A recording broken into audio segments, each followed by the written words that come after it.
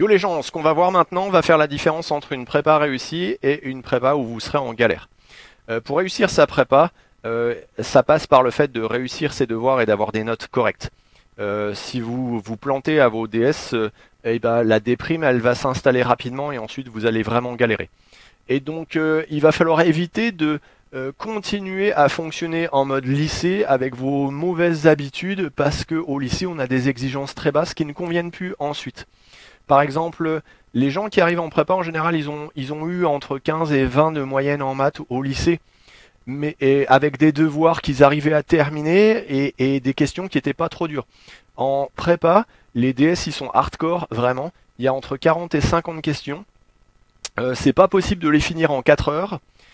Et, euh, et donc, si vous essayez de faire les questions dans l'ordre, vous vous cassez l'élan pour peu que le prof de maths, il ait mis l'exercice le plus dur en premier. Et c'est ce qu'on fait parfois. Et donc, pour éviter ça, il faut mettre en place la stratégie du renard, qui va vous mettre dans de bonnes dispositions psychologiques. Ça consiste à utiliser les 10 premières minutes sur vos 4 heures comme un investissement. Vous lisez le sujet pour en avoir une vision globale. Vous en profitez pour stabiloter les définitions, ça vous sera utile, et pour repérer les questions que vous pensez arriver à faire facilement et rapidement. Une fois que vous avez fait ce travail, donc au bout de 10 minutes, il vous reste 3h50. Vous commencez par l'exercice qui a le plus de questions faciles. Vous pouvez les faire dans le désordre, il n'y a pas de souci à partir du moment où vous mettez le numéro de la question que vous traitez à côté de votre réponse. Du coup, la stratégie du renard, elle vous met dans de bonnes dispositions psychologiques. Elle vous évite de partir en vrille. Elle vous met en confiance. Et ensuite, vous ratissez toutes les questions faciles et ensuite, elle vous réserve une longue plage de temps qui vous permet ensuite de rechercher pour faire les questions que vous n'avez jamais vues. Et donc, il faut faire ça et on va montrer en vidéo là maintenant comment est-ce qu'on met ça en œuvre. Alors, appliquons la méthode du renard à ce devoir surveillé numéro 1. On prend un stabilo, le mien il sera rose, et on va annoter d'une part les définitions et d'autre part les questions qu'on pense pouvoir faire facilement et rapidement. Alors, et on va lire tout le sujet lentement en comprenant chaque question, en prenant 5-10 minutes pour le faire. Alors voyons voir, on rappelle qu'une suite est croissante. Voyons voir. On rappelle qu'une suite croissante converge si et seulement si elle est majorée, ça c'est du cours. Diverge vers plus l'infini si et seulement si elle n'est pas majorée. Ok. On fixe un x0. Et on pose une suite comme ça. Oh tiens, c'est une suite récurrente ça. Question 1. Établir le tableau de variation sur 1 plus l'infini de la fonction là. Ah bah ça c'est facile, le tableau de variation, hop c'est fait. Étude de la suite xn. Montrer que xn est bien défini et que xn strictement plus grand que 1. Oula, ça sent la récurrence à plein nez, c'est facile. Montrer que la suite xn est croissante. Faudrait faire xn plus 1 moins xn et vu la définition, ça a l'air facile. Montrer que la suite xn diverge vers plus l'infini, ou là, je sais pas trop comment faire pour l'instant. Passons. Étude de la suite xn sur n, ok. Montrer que xn supérieur ou égal à n plus 1, ça sent la récurrence aussi, ça, on va dire que c'est facile. Montrer que 0 inférieur ou égal à xn, moins xn moins 1 inférieur ou égal à 1 sur n moins 1. Voilà, ça ressemble comme deux gouttes d'eau à la définition de la suite xn plus 1 par récurrence, ça doit pas être trop dur. Ouh là là, après ils envoient les sommes là. Ouh. Alors la C, mettons que je vois pas comment faire, même si je vois. La D. Ah la D. La D c'est de l'analyse, c'est un tableau de variation. Montrer que x inférieur ou égal à moins ln de 1 moins x, ça n'a rien à voir avec les suites. C'est juste un tableau de variation, trop cool. En déduire que. Oula, je vois pas trop pour l'instant, passons. Question D3i. En déduire que la somme des 1 sur k inférieure à. Bah faut pas juste. Ah ouais, faut juste sommer la question du dessus. Et c'est une somme télescopique. Ok. Montrer que blablabla. Ouais, aucune idée. En déduire la limite de la suite xn, je vois pas. Ok, voilà pour l'exo. Voyons voir l'exo 2. Oula, il y a des définitions là. Sn c'est une somme. Tn c'est une somme. Wn c'est une somme. Ok. Question 1a. Montrer que factoriel de k plus 1 moins factoriel de k égale k fois factoriel de k. Oh là, ça sent la récurrence sur k ça. Ok, ça doit être facile. En déduire l'expression de la somme Wn, voyons voir la tête qu'elle a Wn. Ah bah ça sent la somme télescopique avec le résultat du 1a, ok, ça devrait aller. Exprimer Sn en fonction de Tn et de Wn. Tn, il y a du k au carré plus 1, Sn, il y a du k moins 1 au carré. Ouais, faut faire une identité remarquable et Ça devrait aller. Montrer que Sn est égal à ça, ça sent la récurrence aussi. En déduire, ouais, là je vois pas. Ok. Donc voilà pour l'exo 2. L'exo 3. Montrer qu'exponentielle de x-1 sur x strictement positif, ça sent le tableau de signes, ça. Étudier les variations de la fonction, bah ça c'est un tableau de variation. En déduire le signe de g, bah si on fait le tableau de variation, j'imagine qu'on va trouver le signe, hein. On va savoir par où passe g, si elle monte, si elle descend, donc c'est bon. On pose f, bon une autre définition, bing. Et d'ailleurs c'est le logarithme du truc qu'on a étudié en premier. Déterminer l'ensemble de définitions, bah je pense qu'il faut utiliser la 1, ça doit pas être trop dur ça. 4a, montrer qu'exponentielle de x supérieure ou égale à 1 plus x, hop, tableau de variation. Trop cool, j'aime bien ce genre de questions. En déduire le signe de f sur d de f, bah si on a le tableau de variation, on trouvera le signe. Déterminer les limites, bah là je vois pas. Exprimer f' en fonction de g.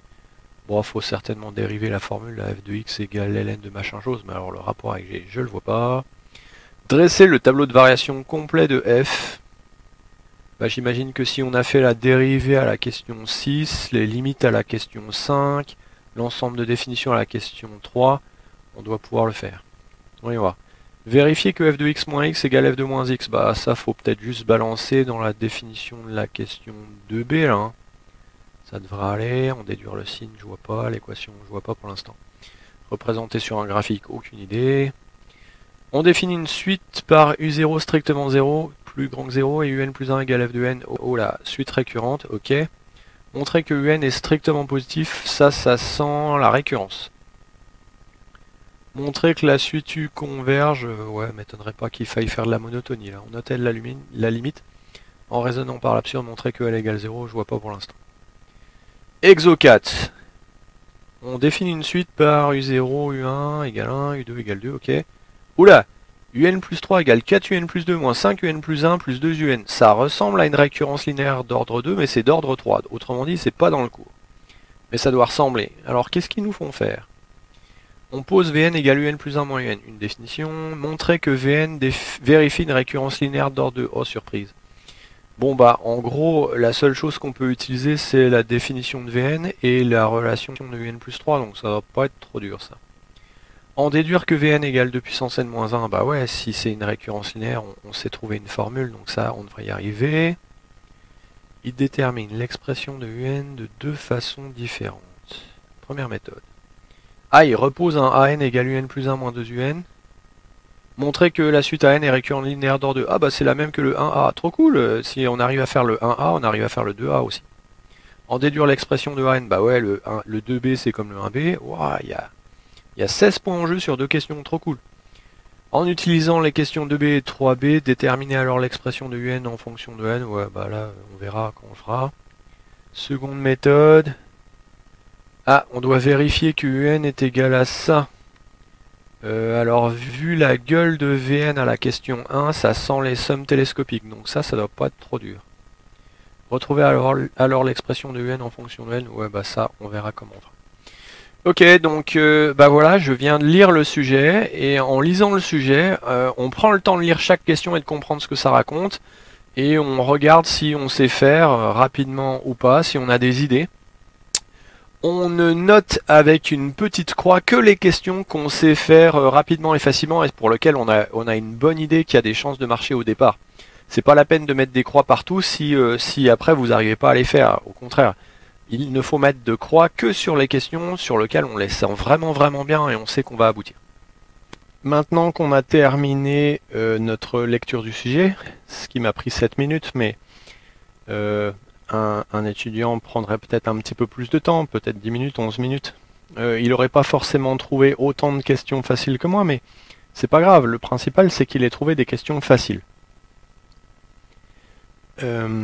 Alors, bah, faisons une simulation pour voir comment se serait déroulée la suite du DS. Donc, partons du principe que 10 minutes se sont écoulées. Et essayons de rédiger ce DS, en accéléré. Hein. Alors, a priori, il y a 1, 2, 3, 4, 5, 6, 7 croix dans l'exo 1. 1, 2, 3, 4, 5, 6, 7 croix dans l'exo 3. On commencerait a priori par l'un des deux exos là. Ils ont autant de potentiel l'un que l'autre de nous apporter des points. Donc commençons par l'exercice 1. Alors, la première question, c'était un tableau de variation. Et donc, on aurait mis une dizaine de minutes pour le faire. Ensuite, c'était une récurrence. Les récurrences, c'est un peu long aussi. Parce que c'est pas dur, mais c'est un peu long. Allez, mettons une dizaine de minutes aussi. Et donc, au bout de 20 minutes, on a déjà engrangé 8 points. Ok, c'est pas mal. Ensuite, on est censé faire... montrer que la suite est croissante à l'aide de la relation du 1A. Eh bien, une bonne surprise, ça se fait en 2 lignes. Donc, disons que ça nous aurait pris 4 minutes. 12 points. Alors, voyons voir, la question 3A, c'est une récurrence. Alors, c'est toujours un petit peu long. Et ajoutons une dizaine de minutes et on arrive à la fin d'une première page. Alors après, ça dépend comment les gens écrivent. Hein. S'ils écrivent petit ou gros, en dactylographié, c'est peut-être toujours un petit peu plus court. Mais en fait, il faut optimiser les démonstrations et les rendre courtes parce que plus on écrit, plus on perd du temps. Donc idéalement, il faut faire dans le concis. Donc poursuivons un petit peu. On en est rendu à la 1.3b. Alors celle-là, il fallait la faire avec la relation de la définition et faire un encadrement. Et ça a pas l'air, c'est pas très long, hein, c'est tout gentil, mettons qu'on y passe 6 minutes. Je vais pas commenter sur chaque question. Hein. Vous aurez le temps, une estimation du temps et les points qui vont s'accumuler dans la solution que vous voyez. Donc voyez voir, un 3DI c'était un tableau de variation, c'est un petit peu long.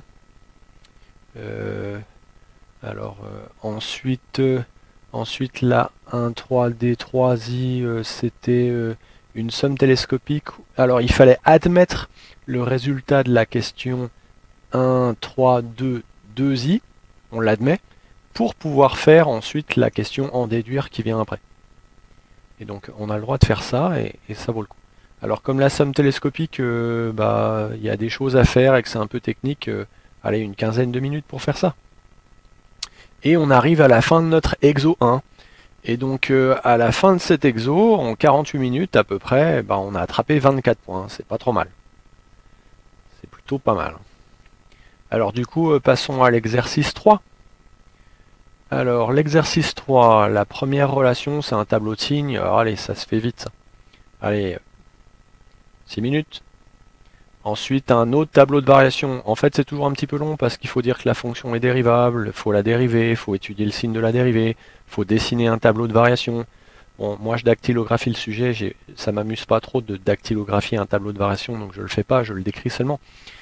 Ça va peut-être un peu plus vite à écrire, mais bon, ça prend toujours un petit peu de temps, un tableau de variation, même si c'est pas très dur. Ensuite, la 3.2b, étudier le signe, une fois qu'on a le tableau de variation, c'est facile. Là, en fait, ça prend une seule ligne, donc c'est une question qui peut se faire en 4 minutes. Donc, au bout de 1h22, là, on a 40 points. Alors, 40 points, c'est une limite importante, parce que à partir de 40 points, eh bien, on est dans le milieu de classe. Et donc, ça veut dire qu'en 1h22, ici, à peu près, on a accumulé suffisamment de points pour arriver dans le milieu de classe. C'est plutôt pas mal.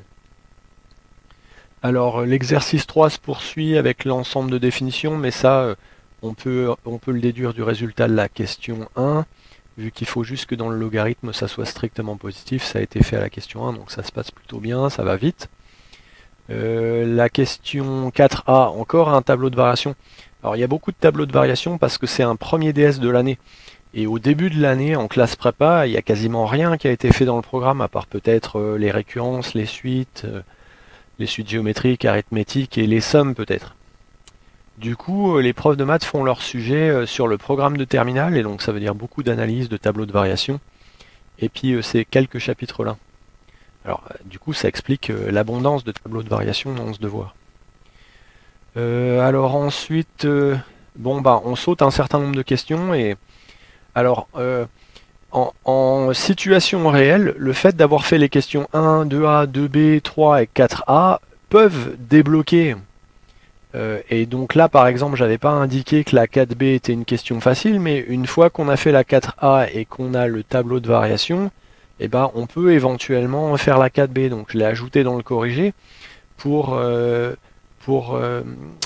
comment dire, concrétiser ça. Ça débloque d'autres questions, le fait d'avoir cette stratégie-là.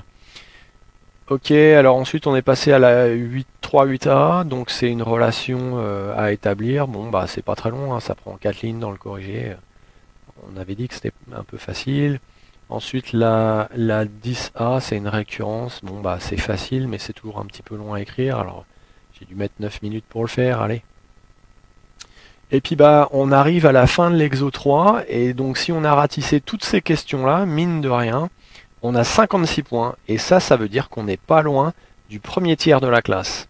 On n'est pas loin de la tête de classe au bout de 2 heures. Sachant qu'il nous reste encore 2 heures, c'est vraiment pas mal. Alors après, on a le choix entre l'exo 2 et l'exo 4. Alors l'exo 2, on a repéré 4 questions faciles, et il y a une seule question après. L'exo 4, on a repéré 5 questions faciles, donc une de plus. Mais surtout, ce qui est intéressant dans l'exo 4, c'est qu'on avait repéré que la 1A était la même que la 2A et la 1B était la même que la 2B. Ce qui veut dire que c'est des questions qui comptent double. Si on trouve l'idée de la question, on la concrétise 2 fois. Donc c'est assez intéressant. Et donc l'exo 4, je ne sais pas s'il vous branche plus que le 2. Dans le 2, il y a des sommes, dans le 4, il y a des suites un peu zarbi. Mais bon, ici, j'ai choisi de commencer par le 4. Alors le temps passe mine de rien, hein. La première question, on commence à être un peu fatigué là, ça fait déjà 2 heures qu'on est en devoir. Hein. On commence à être un peu fatigué, et donc ça veut dire que on a moins d'énergie psychique, on prend plus de temps pour faire les questions. Et d'autant plus que comme on a commencé par les exos avec plein de questions faciles, bah les exos qui nous restent sur les bras, c'est quand même ceux qui sont un peu moins fun et qui sont un poil plus durs du coup. Donc le temps pour faire les questions s'allonge. Alors dans le 4.1a par exemple, on doit montrer que Vn vérifie une récurrence linéaire, donc on sait qu'il faut utiliser la définition de Vn et l'espèce de relation Zarbi de Un plus 3, mais on est obligé d'explorer, on ne sait pas trop où on va, donc il y a un petit temps de recherche, donc bon bah j'ai mis un quart d'heure on va dire pour estimer le temps que ça aurait pris un étudiant. Après la question 1b, alors on peut éventuellement la faire par récurrence la 1b, mais j'ai choisi de la faire de rédiger la correction en faisant la méthode classique de résolution des récurrences linéaires, la polynôme caractéristique et ainsi de suite, système, ce qui est un peu long. Et bing, j'ai ajouté un quart d'heure. Ça veut dire que ces 2 questions en une demi-heure, vous voyez, on commence à ralentir. Mais le gros avantage, c'est qu'arriver à la 2A, c'est la même chose. Donc on refait le même bins, et donc on peut aller vite vu qu'on l'a déjà fait une première fois. Et la 2B, c'est pareil. Ok. Alors après, comme question un peu simple, il reste juste la 3A. Et alors la 3A, eh bien, c'est a priori une somme télescopique, vu que VK a une tête de somme télescopique. Bon, bah, ça prend un petit peu de temps. Bon, le fait est qu'au bout de 3 heures, 8 minutes, plus 10 minutes si on compte la lecture, on en est à 80 points. Alors là, 80 points, c'est la zone des étudiants qui réussissent vraiment extrêmement bien.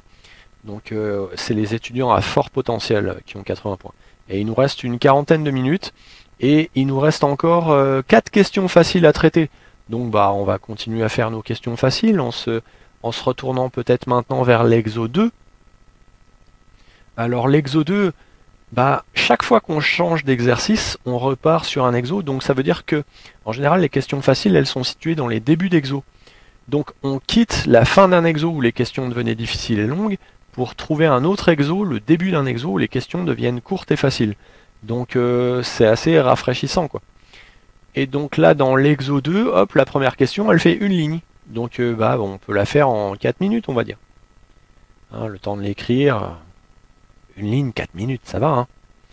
La question 1b, du coup, c'est pas très compliqué. Il faut faire une identité remarquable avec le k-1 au carré. On développe, puis on fait intervenir tn et wn. Bon, bah, c'est pas très long. Hein. Dans le corrigé, il y a un changement d'indice quand même. Bon, c'est pas trop dur, mais... Allez, j'ai quand même mis... Allez, j'ai estimé 8 minutes. Bon, C'est pas une science exacte, hein, estimer le temps que mettent les étudiants à faire une question. Ensuite, voyons voir, il y a la 2A. Bon, elle est pas trop compliquée non plus. Il suffit de regarder en corrigé, ça va quoi. Et on termine avec la 2B par une récurrence. Donc, comme d'hab, c'est pas trop dur, mais c'est long, quoi. Et donc, dans mon estimation là, au bout de 3h40 de composition, à ne faire que des questions faciles a priori qu'on avait repérées, donc il faut ajouter à ça les 10 minutes de la lecture, donc on arrive à 3h50, on a 96 points. Alors j'ai donné ce DS en septembre 2020, le premier avait obtenu 100 points, je lui ai mis 18,8, le second 82, 15,2, le troisième 80 points, 14,8, le premier tiers de classe avait 56 points, donc avec 10, et ainsi de suite. Donc 96 points, là, c'est un score mais exceptionnel. Et en fait, on n'a fait que des questions relativement faciles. On s'est pas pris la tête sur des questions moyennes ou difficiles. Il y en a, on peut réfléchir 20 minutes, une demi-heure, 40 minutes avant de trouver. Là, on n'a pris que des questions où globalement on voyait où on allait ou ce qu'il fallait faire. Parfois, c'était un peu plus long, mais du coup, si on repère les questions faciles et qu'on les rédige en suivant les trames recommandées par le cours et le savoir-faire qui a été enseigné par le cours, on peut arriver presque à une centaine de points en suivant la stratégie du renard. Et donc j'espère que cela démontre que la stratégie du renard est une extrêmement bonne stratégie pour gérer son temps en DS. C'est bien mieux que essayer de faire les questions dans l'ordre, ou là par exemple si on avait essayé de faire les questions dans l'ordre, allez, mettons qu'on commence par l'exo 1, la première question ça va, la 1A ça va, la 1B ça va, et la 1C, bah peut-être qu'on trouve déjà pas. Alors on passe du temps, on perd du temps. Alors on la passe, on fait le 3A, la 3B, ouf, on retombe un peu sur ses pattes, et la 3C, bah on se casse les dents dessus peut-être. Et donc ça commence à faire 2 questions où on s'est cassé les dents, et on vient seulement d'en faire 5. Donc on se casse les dents dessus au bout de 5 questions, on commence à pas être très bien dans sa peau. Après on retombe sur ses pattes avec la DI là, ok, mais après on se recasse les dents sur la suivante, et ainsi de suite. Bah ouais, puisque les questions plus dures s'alternent avec les faciles. Donc quand il y en a une facile, ça fait du bien, mais si après on retombe immédiatement sur un truc moyen ou difficile, pire encore, bah voilà. Et puis il y a des gens, ils ont du mal à lâcher l'affaire, ils veulent absolument y arriver. Au bout d'une demi-heure, ils disent ah mais j'ai déjà passé une demi-heure, peut-être que je vais bientôt la prouver, ils ont du mal à lâcher. Et donc et ça au bout de 2 heures, quand on dit mais mince, j'ai fait que 5 questions, et bah ça fait des gros plantages parce qu'après les gens ils partent en vrille, quoi. Donc voilà, la méthode, la stratégie du renard est particulièrement efficace et vous mettra en réussite. Et donc on a montré comment il fallait faire, et donc bah ça dépend plus que de vous maintenant.